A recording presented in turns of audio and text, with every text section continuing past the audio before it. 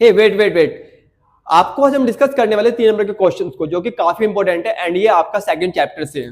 ये क्वेश्चन आपका कई बार रिपीट भी हुआ है एंड हो सकता है कि इस साल भी आपका रिपीट हो जाए, तो एटलीस्ट ये 3 नंबर का क्वेश्चन आपका बनता है। ओके, तो क्वेश्चन आप पढ़ सकते हैं, क्या लिखा हुआ है, पोटेंशियल एनर्जी डेंसिटी। अब डेंसिटी क्या होती है? डेंसिटी आपने पढ़ा था mass upon volume, mass upon volume, लेकिन यहाँ पर मास को मास ना हो कि कौन है, पोटेंशियल एनर्जी है।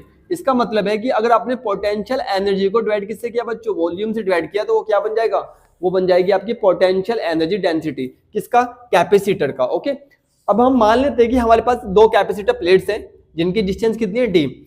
एक पे चार्ज माइनस क्यू है और एक पे चार्ज कितना, प्लस क्यू, और इनके बीच में क्या रखा हुआ है, एक डाइलेक्ट्रिक मीडियम रखा हुआ है। ओके, अगर इनको हमने बाहर से क्या दिया, पोटेंशियल दिया, क्या दिया, पोटेंशियल, तो उसके पास एक इलेक्ट्रिक फील्ड आएगा एंड उस इलेक्ट्रिक फील्ड का डायरेक्शन क्या होगा, वो होगा positive to negative.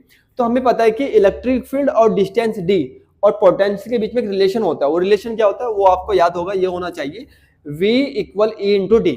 Okay, according to formula, तो V इक्वल क्या होता है, AD होता है। अगर हम बात करें कैपेसिटर, तो कैपेसिटर का कैपेसिटेंस का वैल्यू क्या होता है, वो होता है आपका KA एप्सिलॉन अपॉन D। तो ये वैल्यू किसका होता है, C का होता है, ये आपका वैल्यू किसका होता है, V का होता है। ओके, फिर हमें क्या निकालनी बच्चों, पोटेंशियल एनर्जी। तो हमने सिंपल फॉर्मूला लिखा किसका, पोटेंशियल एनर्जी का। तो पोटेंशियल एनर्जी का फॉर्मूला क्या होता है, U equal half CV square. Okay, then हमने C का वैल्यू पुट अप किया, ये रहा, एंड इसी तरह से हमने वैल्यू किसका पुट किया, V का।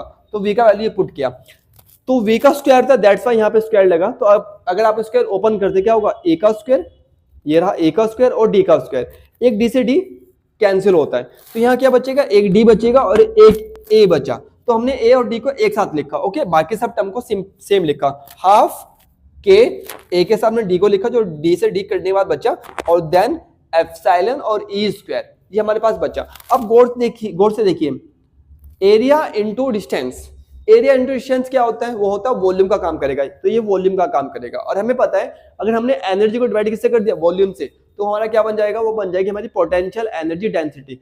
तो हमने इस वॉल्यूम को कहां पे लिया, डिवाइड में लिया है, किसके, U की डिवाइड में। तो ये हमारा U था, हमने डिवाइड में किसको लिया है, AD को, जो कि AD किसका काम कर रहा है, हमारा वॉल्यूम का काम कर रहा है। तो जो पोर्शन आपका बचा, क्या बचा आपका, हाफ के एप्सिलॉन E स्क्वायर। तो ये जो एनर्जी बची है, ये वाली वैल्यू, ये आपकी एनर्जी, आपका वॉल्यूम, तो उसको हम बोलते हैं potential energy density. Okay, and इसको डिनोट करते हैं किससे, U से। तो U स्मॉल U से, ये इक्वल किसके आया, हाफ के एप्सिलॉन E स्क्वायर। तो ये आपका फॉर्मूला बनता है किसका, पोटेंशियल एनर्जी डेंसिटी का। और ये इतना इंपॉर्टेंट है कि आपका कहीं पर एग्जाम में आ भी गया है एंड हो सकता है कि इस साल भी आए। तो इस वीडियो में have a good day and good luck, bye.